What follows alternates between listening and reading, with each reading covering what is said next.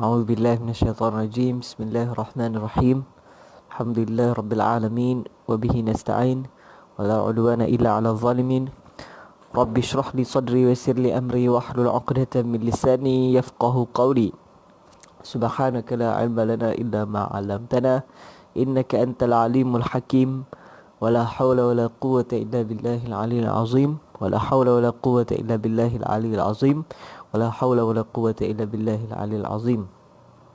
Alhamdulillah, kita bersyukur kepada Allah Subhanahu Wa Taala, di mana hari ini kita dah sampai ke 25 Ramadan. um, dan insya-Allah saya yakin semua hak yang dah sampai pada hari ini 25 Ramadan, semuanya sedang bertungkus lumus, berusaha untuk mendapatkan malam Lailatul Qadar, yang mana kita tiap-tiap hari berusaha menambahkan amal ibadah kita. Alhamdulillah, program live dan talaqi dan tadabbur kita masih berlangsung, dan kita akan teruskan sampai dah 30 Ramadan, sampailah habis Ramadan ni, sampai raya. Raya kita cuti sat. Bila raya kita cuti sat, kita insya-Allah kita develop kita punya program kita ni. Kita akan buat dengan lebih tersusun, kita akan buat dengan lebih efisien, dengan menggunakan teknologi-teknologi yang ada, insya-Allah. Jadi Alhamdulillah, terima kasih juga kepada penonton-penonton, ahli-ahli center kita yang terus menyokong program kita, yang terus share, yang terus sentiasa bersama kita dalam live ni. Kemudian yang bertanya soalan, dan berbagai lagi lah, yang mana yang terlibat secara langsung ataupun tidak langsung daripada sudut sumbangan, dan sebagainya. Jadi kita sangat-sangat berterima kasih, sebab tanpa semua tu kita tak akan mampu untuk meneruskan program-program yang kita ada. Okey, jadi kita teruskan lagi pada muka surat yang seterusnya. Hari ini kita dah masuk surah baru. Kita dah habis juzuk 1, kemudian kita habis juzuk 2, kemudian kita masih berada dalam juzuk 3. Bila kita berada dalam juzuk 3, kita dah habis pula surah Al-Baqarah. Lah ni nak masuk pula surah yang baru, surah yang kedua. Surah yang kedua apa? Surah apa? Surah Ali Imran. Surah Ali Imran. Nah. Okey. Surah Ali Imran.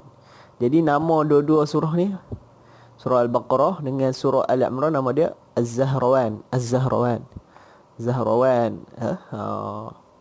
Depa ni surah-surah ni, depa ni duduk di dalam kategori At-Tiwal. At-Tiwal, kita sebut perkataan dia At-Tiwal. Tiwal tu maksud apa? Panjang-panjang, surah hak panjang. Surah hak nombor 1 paling panjang surah Al-Baqarah. Surah hak nombor 2 paling panjang Ali Imran. Jadi dua-dua ni depa ni digelar nama depa Az-Zahrawan. Ali Imran. Hari ni kita baca muka surat pertama dahulu. Okey. Kita masih akan membacakan dengan lagu Kurdi, ya. Kita masih akan bacakan dengan lagu Kurdi. A'udzu billahi minasy syaithanir rajim. Bismillahirrahmanirrahim. Alif Lam Mim. Allahu la ilaha illa huwal hayyul qayyum. Nazzala 'alaikal kitaba bil haqqi musaddiqan lima bayna yadayhi مصدقا لما بين يديه وأنزل التوراة والإنجيل من قبل هدى للناس وأنزل الفرقان إن الذين كفروا بآيات الله لهم عذاب شديد والله عزيز ذو انتقام إن الله لا يخفى عليه شيء في الأرض ولا في السماء هو الذي يصوركم في الأرحام كيف يشاء لا إله إلا هو العزيز الحكيم هو الذي أنزل عليك الكتاب منه آيات محكمات هن أم الكتاب وأخر متشابهات الذين في قلوبهم زيغ فيتبعون ما تشابه منه ابتغاء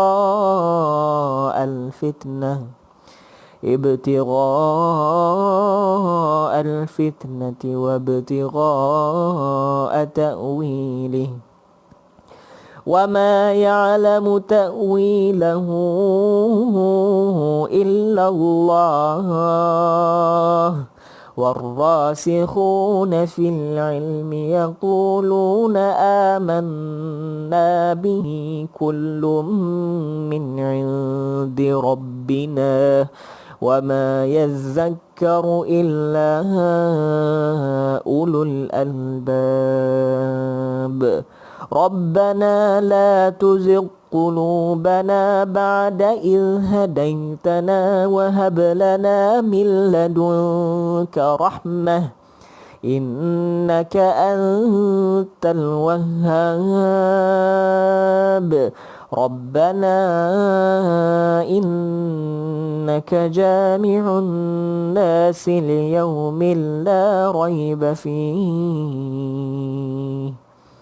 إن الله لا يخلف الميعاد. Okey, sadaqallahu azim. Okey, itu adalah lagu Kurdi ya, lagu Kurdi untuk muka surat 50 iaitu muka surat pertama kepada surah Ali Imran. Jadi kita tengok sikit makna. Pertama sekali bila disebutkan alif lam mim. Alif lam mim ni adalah huruf-huruf hijaiyah. Kita sebut huruf-huruf hijaiyah yang bermula di depan setiap surah. Beberapa surah lah. Jadi huruf-huruf hijaiyah ni kalau makna dia pada hakikatnya makna dia betul-betul alif lam mim tu apa dia? Maka yang ni kebanyakan ulama, jumhur ulama mengatakan alif lam mim tu tidak diketahui makna dia. Ada makna. Tidak mungkin Allah Subhanahu Wa Taala turunkan Al-Quran setiap perkataan tu tujuan dia sia-sia dengan tiada makna. Tidak mungkin. Mesti ada makna. Tetapi kita tak tahu makna apa alif lam mim. Kebanyakan ulama ada yang mengatakan macam-macam lah. Alif lam mim tu maksud dia alam dan sebagainya. Tapi iaitu sebahagian je, sebahagian kecil. Dan mereka pun mereka sebut benda tu pun tidak ada dalil ataupun bukti yang menyokong pendapat mereka tu. Tapi secara kolektifnya, secara keseluruhannya, tujuan kenapa ada huruf-huruf yang kecil-kecil di depan ni, alif lam mim, ta sin mim, ha mim, kaf ya ain sad, ain sin, qaf, qaf nun dan sebagainya. Tujuan dia adalah untuk mencabar orang-orang kaum musyrikin pada zaman dahulu ni, pada zaman waktu penurunan Al-Quran. Sebab apa? Sebab orang-orang musyrikin ni depa bila bercakap dengan syair. Depa bila bercakap sikit-sikit cakap syair. Cakap sikit syair. Maksudnya gaya bahasa depa tu indah. Masyarakat jahiliah tu kita sebut masyarakat jahiliah. Depa bukan bodoh, depa bukannya otak depa wayang butui. Depa cerdik macam orang biasa juga cerdik. Tetapi mereka mengamalkan budaya-budaya yang jahiliah, yang tak sesuai dengan prinsip kemanusiaan, yang tak sesuai dengan prinsip akhlak yang baik. Contoh dia macam tawaf di Kaabah, tawaf telanjang. Lepas tu kalau perempuan boleh kahwin dengan ramai suami. Lepas tu kalau silap sikit kira nak membunuh. Tu kalau lahir anak perempuan jadi malu. Lepas tu tanam hidup-hidup. Jadi tu semua tu bercanggah dengan moral kemanusiaan. Moral kemanusiaan dan etika kemanusiaan. Tapi kalau otak cerdik apa ni? Otak masih cerdik, berniaga apa semua. Jual berhala. Lepas tu perang, strategi perang, cari arah nak bermusafir, tengok bintang, tengok langit, nak tahu kat mana hujan turun, tengok bintang semua. Cerdik. Dan bercakap menggunakan syair. Jadi bila mereka duk cakap guna syair, jadi Allah Ta'ala turunkan Al-Quran. Di samping tu Allah Ta'ala turunkan di depan tu huruf-huruf. Huruf-huruf ni. Jadi kalau hampa pandai sangat, dia macam ni lah contohnya. Kalau hampa pandai sangat syair apa semua, cuba hampa bagi tahu tengok makna alif lam mim tu apa dia. Ta sin mim tu apa dia. Ain sin qaf tu apa dia. Kalau hak tu hampa tak boleh bagi tahu, lepas tu hampa nak berhurai dengan Nabi Muhammad, nak kata dia reka Quran ni. Contohnya macam itulah. Jadi tujuan dia untuk bagi bagi cabaran ataupun bagi kita kata bagi satu ancaman kepada kaum kafir musyrikin ni. Sebab nak menyedarkan mereka kata hampa ni sebenarnya walaupun hampa cakap dengan syair apa semua, tapi hampa lemah untuk memahami kebenaran yang ada di dalam Al-Quran. Kalau 3 huruf pun tak boleh faham, apatah lagi kebenaran yang banyak dalam Quran ni. Macam itulah lebih kurang. Jadi Allahu la ilaha illahu, dan Allah tiada Tuhan melainkan dia. Allah tu adalah nama. Allah tu adalah nama. Allah ni bila kita sebut perkataan Allah tu adalah nama kepada zat yang suci. Zat yang suci tu zat yang suci tu adalah diri Tuhan tu. Diri Tuhan. Jadi diri Tuhan tu ada nama. Nama dia apa? Nama dia Allah. Kita panggil Allah. La ilah tu maksud dia Tuhan yang disembah. Ilah ma'luh. Ilah dengan makna ma'luhun. Dalam bahasa Arab ilah maksud dia dengan makna ma'luhun, maf'ulun bih, maksudnya yang disembah. Macam kitab, kita sebut kitab tu buku tu kita tulis tadi dia. Jadi kitab dengan makna maktub, dengan makna yang ditulis di atas dia. Illahu, melainkan dia, tiada Tuhan melainkan dia. Sebab itulah di dalam tradisi kita umat Islam ada satu aliran yang kita panggil sebagai tradisi ulama sufi. Mereka ni, bagi mereka tak payah sebut Allah pun dah sampai maksud dah. Kadang kita zikir, bila kita zikir kita sebut Allah, la ilaha illallah, subhanallah dan sebagainya kan. Tapi ada satu aliran dalam kita punya tradisi ni, ada kumpulan ni, depa tak payah sebut Allah. Bagi depa tak payah sebut Allah. Sebut apa? Sebut hu. Sebut hu, dia. Sebab apa? Sebab nak nafi semua benda. Nak nafi semua yang ada di dalam yang selain daripada diri zat Allah Taala tu. Jadi nak nafi nama-nama dia pun tak mau nak disebut, tapi nak sebut diri dia. Macam itulah lebih kurang. Tu falsafah dia. Tapi kita sebut Allah jugalah macam biasa, tak ada masalah. Yang tu dia tak bertentangan dengan Islam, dan kita pun tak digalakkan buat macam ni pun. Macam tu ya. Jadi kita sebut Allah juga macam biasa. Okey. Al-Hayyul Qayyum. Al-Hayyul Qayyum. Okey lagi suara. Pelan, tak tahu sebab apa tau. Okey. Al-Hayyul Qayyum, nama Tuhan yang kita duk baca dalam 99 Asmaul Husna tu. Al-Hayy, yang hidup. Al-Qayyum, yang bergantung kepada dia semua benda. Al-Qayyum, semua benda bergantung pada dia. Semua benda dia cipta. Al-Qayyum. Jadi nama Al-Hayyul Qayyum ni sebahagian sahabat dan ulama mengatakan Al-Hayyul Qayyum ni dua-dua ni lah Ismul A'zam. Ismul A'zam. Ismul A'zam ni maksud apa? Dalam nama-nama Allah ni 99 nama tu ada nama yang dipanggil sebagai Ismul A'zam, nama yang besar, nama yang agung, yang mana kalau didoa dengan dia ni, bila kita doa kita sebut nama tu, maka doa kita tidak akan tertolak langsung. Jadi kita nak kena cari apa dia Ismul A'zam ni. Maka para sahabat mereka cari mengikut pendapat beberapa sahabat, mereka mengatakan Ismul A'zam tu adalah Al-Hayyul Qayyum, yang mana nama ni ada di dalam surah Al-Baqarah, kemudian ada dalam surah Ali Imran, kemudian ada di dalam surah Taha. Jadi Al-Hayyul Qayyum, bila kita doa kita sebut Ya Hayyu Ya Qayyum, tunaikanlah hajat aku. Tu pendapat sebahagian para sahabat lah, dan saya pegang dengan pendapat itulah. Saya kata Al-Hayyul Qayyum ni adalah Ismul A'zam.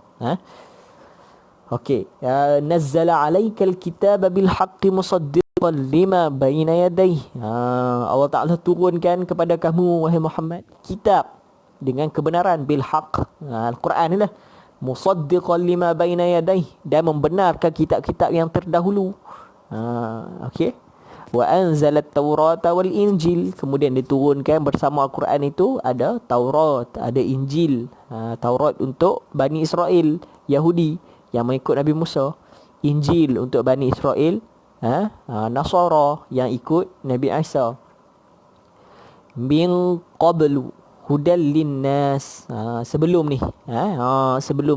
sebelum zaman kamu wahai Muhammad, dah turun dah dua kitab, Taurat dan Injil. Hudal linnas, sebagai petunjuk kepada manusia. Wa anzalal furqan, dan Allah Ta'ala juga menurunkan Al-Furqan. Iaitu apa? Al-Furqan ni Al-Quran.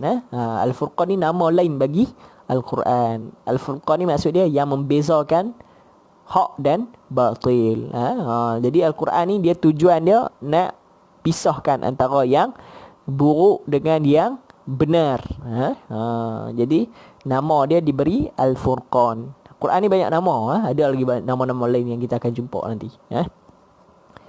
Innal ladzina kafaru bi ayatillah lahum azabun syadid. Orang yang kufur dengan ayat-ayat Allah, maka baginya azab yang pedih. Wallahu azizun dzuntiqam. Sesungguhnya Allah Taala itu Maha perkasa dan Maha pembalas. Dzuntiqam tu maksud dia Allah Ta'ala balas balik yang benda yang keburukan, tidak beriman di atas muka bumi ni bukannya akan dilepaskan dengan begitu saja. Akan ada masa dia untuk Allah Ta'ala balas balik keingkaran tu. Inna Allah la yakhfa alaihi syai'un fil ardi wala fis sama. Sungguhnya Allah Ta'ala itu tidak tersembunyi bagi dia sesuatu pun, sama ada di bumi ataupun di langit. Nampak tak? Jadi Allah Ta'ala ni dia mengetahui setiap sesuatu. Tidak ada benda yang boleh bersembunyi daripada dia. Tidak ada benda yang terlepas pandang daripada dia. Dia tahu semua. Jadi perincian-perincian tentang diri kita pun kita sendiri pun tak tahu. Kita ni lahir-lahir banyak benda yang kita tak tahu. Bahkan tentang diri kita sendiri dah. Sakit sakit tapi tak tahu punca sakit apa. Dekat mana punca sakit ni. Sampai kita pergi klinik, doktor cek semua, baru kita tahu, aku sakit ni tersumbat, stroke, tersumbat ni, tersumbat dalam ni, tersumbat dalam tu, dan sebagainya. Gula banyak, gula tinggi, patutlah jadi pening-pening. Ni garam tinggi, sakit kepala. Nampak tak? Sebelum tu kita sendiri pun tak tahu tentang diri kita. Kita tidur pukul berapa pun kita tak tahu. Siapa boleh habaq tiap malam dia lena pukul berapa? Tepat. Jam berapa minit. Siapa boleh habaq? Tak ada siapa boleh habaq. Mohon lah kalau boleh habaq dia lena pukul berapa. Tak ada siapa boleh bagi tahu dia lena pukul berapa. Tu nak menunjukkan kata kita ni tak erti apa. Kita tak tahu banyak benda. Kita cuma pinjam daripada ilmu-ilmu orang yang mengajak kita, dan ilmu-ilmu yang kita jumpa, kita pinjam, dan kita sampaikan kepada orang lain. Macam tu saja. Itulah pengetahuan kita. Jadi Allah Ta'ala tidak tersembunyi bagi dia apa pun. Maksudnya Allah Ta'ala tahu hakikat segala sesuatu. Huwallazi yusawwirukum fil arhami kaifa yasha. Dialah yang cipta kita di dalam rahim. Dalam waktu kita baru nak jadi tu, kita baru nak jadi dalam rahim tu, kaifa yasha, seperti mana yang dia nak. Maka dia cipta kita ni dengan bentuk yang asas. Manusia bentuk asas apa dia? Macam ni lah, kepala. Lepas tu kepala tu ada mata dua, ada lubang hidung dua, ada mulut, ada telinga dua, kan? Ada rambut, kemudian ada dua tangan, ada dua kaki, ada alat-alat untuk qada hajat, dan sebagainya. Itu adalah bentuk asas. Kemudian bentuk rupa kita, ada yang Allah Ta'ala cipta, hak ni rupa macam Mak Saleh, hak ni mata biru, hak ni mata hijau, hak ni mata kuku, hak ni mata hitam, hak ni ada janggut, hak ni tak ada janggut, hak ni kurui, hak ni gemuk, hak ni tinggi, hak ni kecil, sebagainya. Itu ada dua variasi. Satu hak yang ciptaan, yang kita kata semua orang sama. Satu lagi ciptaan yang semua orang tak sama. Jadi Allah Ta'ala lah yang buat semua tu. Betapa hebatnya. Itu Tuhan kita. Dia lah yang mencipta, yang merangka manusia ni. Seperti mana yang dia kehendaki lah. Maka dia buat setiap orang tu seperti mana yang dia kehendaki. La ilaha illa huwal azizul hakim. Dan tiada Tuhan melainkan dia Al-Aziz. Ni nama Allah Ta'ala juga. Al-Aziz, Al-Aziz yang gagah, Al-Hakim yang bijaksana. Okay. Huwallazi anzala 'alaikal kitab. Dan dia juga yang menurunkan kepada kamu kitab. Nampak tak ada beza? Hak tadi atas tadi nazzala 'alaikal kitab. Dekat ayat nombor 3 ni nazzala. Dekat bawah ni anzala. Anzala. Jadi apa beza dia nazzala dengan anzala ni?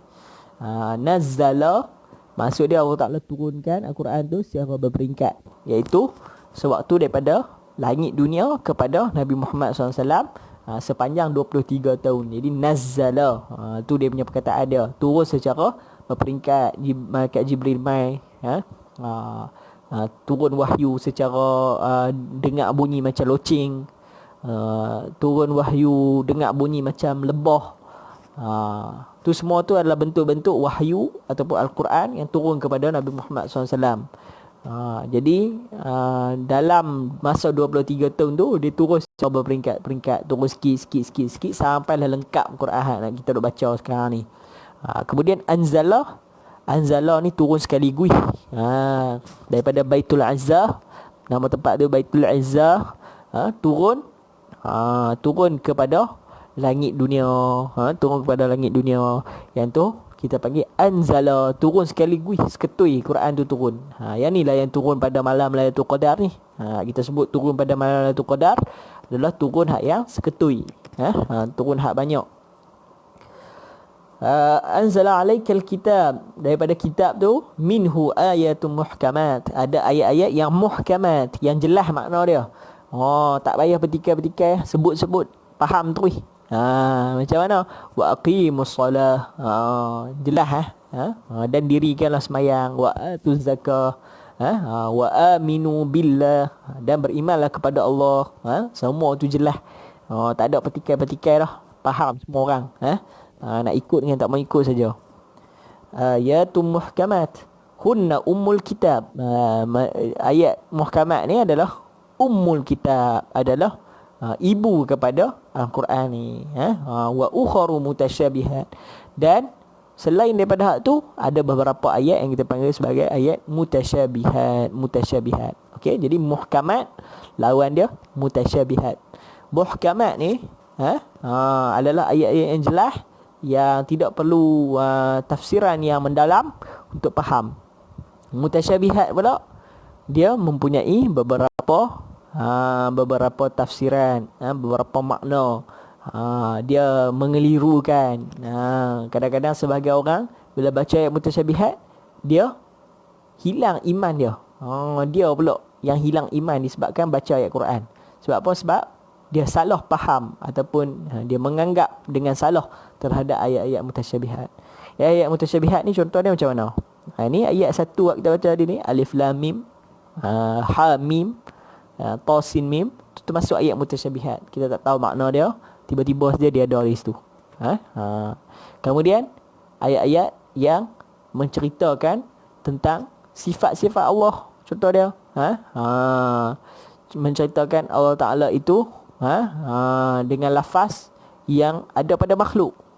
Sifat Allah tapi cerita dengan lafaz perkataan yang ada pada makhluk. Contoh dia, wa yabqa wajhu rabbika dzil jalali wal ikram, dan kekallah wajah Tuhanmu.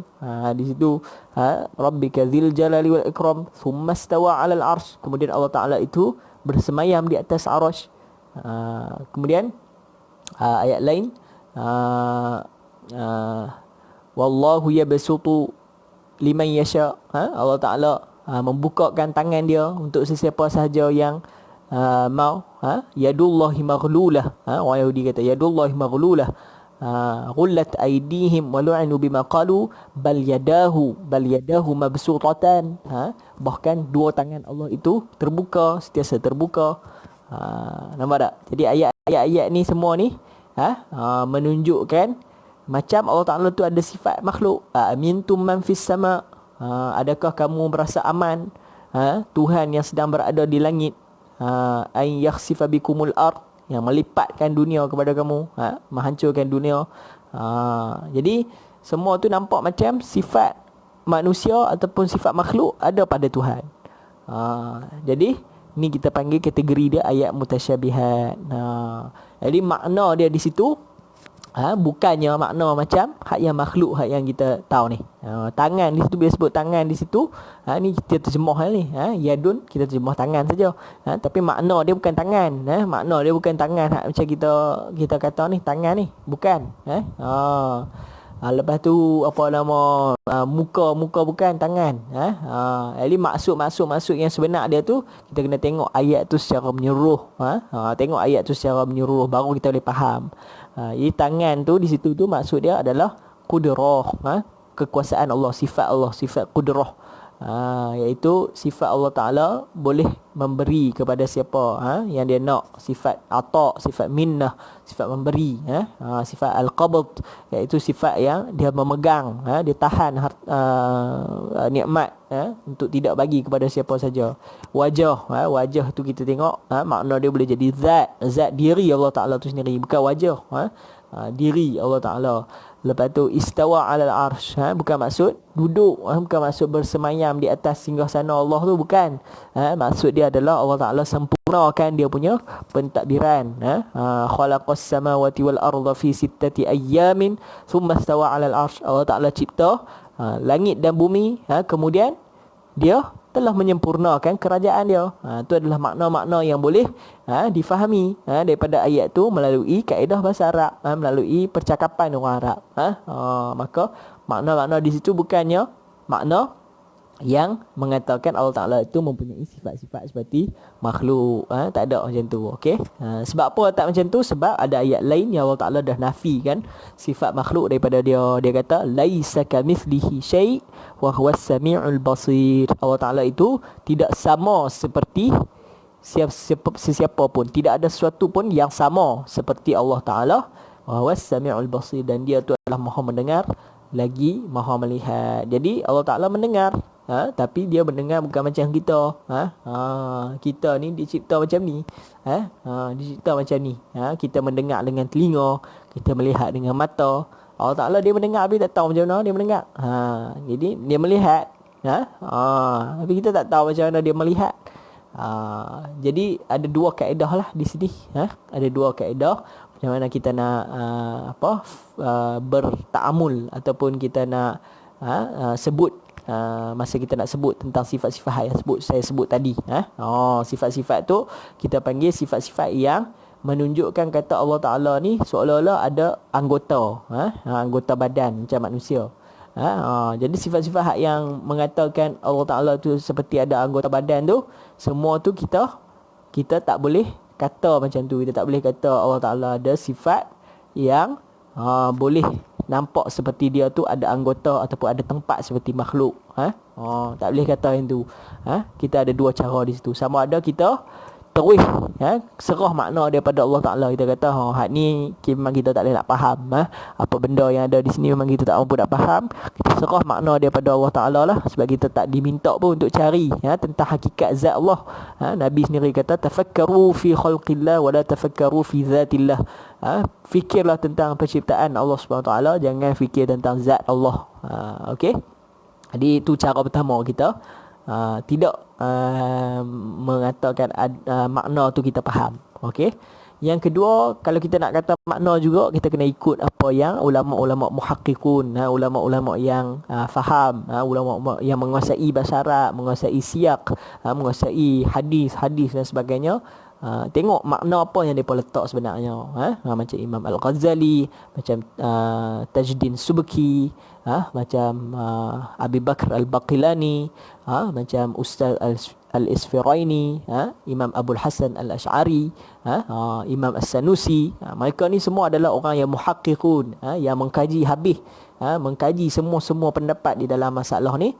Kemudian mereka yang meletakkan akhir sekali makna yang paling tepat, yang paling sesuai dengan kefahaman akal manusia dan terhadap konteks ayat tersebut. Tu kita cerita sikit lah pasal masalah sifat ni. Okey. Fa'amal ladzina fi qulubihim zair, siapa yang di dalam hati mereka ada ragu-ragu, zair, fayattabi'una ma tashabaha min, maka dia akan ikut benda-benda hak yang dikeliru-keliru. Ibtira al-fitnah wa ibtira at-ta'wilih. Dia nakkan fitnah, nakkan kucar-kacir, wa ibtira at-ta'wilih, dan mencari takwil dia. Benda tu tak boleh nak faham. Alif lam mim tak boleh nak faham. Yang lain-lain tak boleh nak faham. Ayat-ayat mutasyabihat lain tak boleh nak faham. Tapi dia cuba juga. Tujuannya untuk apa? Ibtira al-fitnah. Nak bagi kucar kacir, nak bagi orang Islam ragu-ragu. Kemudian ibtira at-ta'wilih, dengan cara mencari takwil dia, mencari makna dia. Takwil. Bila kita sebut takwil, takwil ni adalah mencari dia punya kok mana makna dia nak pergi. Ada beza tafsir dengan takwil. Tafsir ni kita terang apa lafaz tu membawa maksud apa. Lafaz tu apa maksud lafaz Quran yang ada di depan kita. Takwil ni adalah makna hakikat dia. Makna sebenar di dalam tu apa dia. Tu berbeza antara tafsir dengan takwil. Wa ma ya'lamu ta'wilahu illallah, dan tidak ada yang mengetahui takwil itu selain Allah. Warasikhuna fil ilmi yaquluna amanna bihi kullun min 'indi rabbina, dan orang-orang yang berilmu mengatakan kami beriman dengan ayat-ayat tersebut, semuanya datang daripada Tuhan kami. Walaupun tak tahu, warasikhuna fil ilm, walaupun mereka ni pun tak tahu, sebab ilmu tentang makna dia hanya pada Allah. Yaquluna amanna bih, mereka berkata kami beriman dengan ayat-ayat tersebut walaupun kami tak tahu makna dia. Ni lah kaedah kita di dalam Islam. Bila kita tak tahu makna sesuatu benda, kalau kita tahu kata benda tu mai daripada Al-Quran dan hadis, maka kita beriman. Beriman secara umum. Kita kata kita beriman dengan ayat ni walaupun kita tak faham. Sampai satu masa nanti bila kita faham, barulah kita amalkan dan sebarkan. Tapi kalau kita tak faham, kita sekadar beriman sahaja secara ijmal, dipanggil secara umum. Okey. Wa ma yadhakkaru illa ulul albab, dan tidaklah mengambil pengajaran itu melainkan orang-orang yang berfikir. Ulul albab, orang berfikir. Rabbana la tuzigh qulubana ba'da idh hadaitana wa hab lana min ladunka rahmah. Maka kita doa ni, wahai Tuhan, jangan pesongkan hati kami. Idh hadaitana, ba'da idh hadaitana, setelah engkau memberi hidayah kepada jiwa kami ni. Maksudnya setelah kita mendapat iman. Kadang dulu-dulu ni kita ni hawa, kok nu buat kok ni, Quran ni buat tak tahu ya. Hadis-hadis ni orang kata hadis apa, tak payah. Kita nak ni, nak tengok hak yang orang putih ni. Nak tengok ni hak putih ni orang betul ni. Kita duk ikut, kita di hawa lah dulu ni. Lepas tu Allah Ta'ala bagi petunjuk kepada kita. Allah Ta'ala tunjuk kebenaran dia. Kebenaran kehidupan kita, hakikat kehidupan kita daripada Al-Quran dan hadis. Maka kita takut satu masa nanti tiba-tiba Allah Ta'ala cabut balik hidayah yang dia bagi kat kita ni. Maka kita doa ni lah, Rabbana la tuzigh qulubana, wahai Tuhan jangan pesong hati kami setelah engkau beri hidayah kepada kami. Wa hab lana min ladunka rahmah, dan bagi kepada kami secebis daripada rahmat kamu. Innaka antal wahhab, sesungguhnya engkau ni pemberi, maha pemberi. Wahhab ni maksud dia maha pemberi. Allah Ta'ala bagi saja, bagi tak berkira, bagi. Itulah maksud Al-Wahhab. Rabbana innaka jami'un nas liyaumin la raiba fi. Wahai Tuhan, sungguhnya engkau lah yang mengumpulkan manusia pada hari yang tidak ada keraguan daripada dia, iaitu hari kiamat lah. Innallaha la yukhliful mi'ad, sungguhnya Allah Ta'ala itu tidak memungkiri janji-janji dia. Maka Allah Ta'ala janji akan ada satu hari di mana dibinasakan semua alam, kemudian dibangkitkan semula manusia dan dicipta alam baru yang dinamakan sebagai mahsyar. Di situ ada tempat perhitungan untuk kita pergi sama ada ke syurga ataupun ke neraka.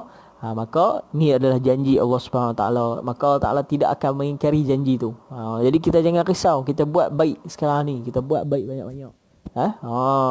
Kita berkorban buat baik.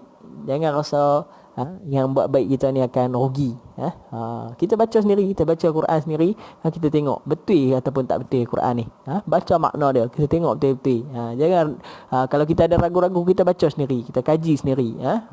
Kita tengok pendapat-pendapat orang yang pelbagai, betapa betulnya Al-Quran ni. Jadi kita kena bersedia untuk hari itu. Kita buatlah sebaik perkara-perkara baik ni sebaik yang kita mampu, dan kita cubalah tinggal benda-benda yang akan menyebabkan kita diseksa pada hari akhirat. Jadi kalau kita buat dosa sikit-sikit dan sebagainya, tu adalah natural manusia memang macam tu. Kullu bani adam khata', setiap bani adam itu khata', melakukan dosa. Wa khairul khata' at-tawwabun, orang yang melakukan kesilapan ni yang sebaik, yang terbaik di kalangan mereka ni adalah orang yang bertaubat. Jadi kita buat dosa, kita bertaubat terus.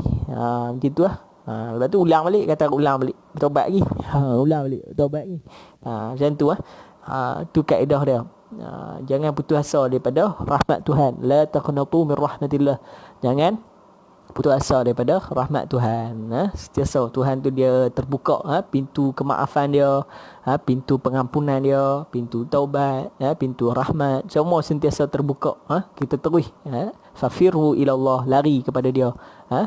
Lari kepada Allah, bukan lari daripada Allah, lari kepada Allah.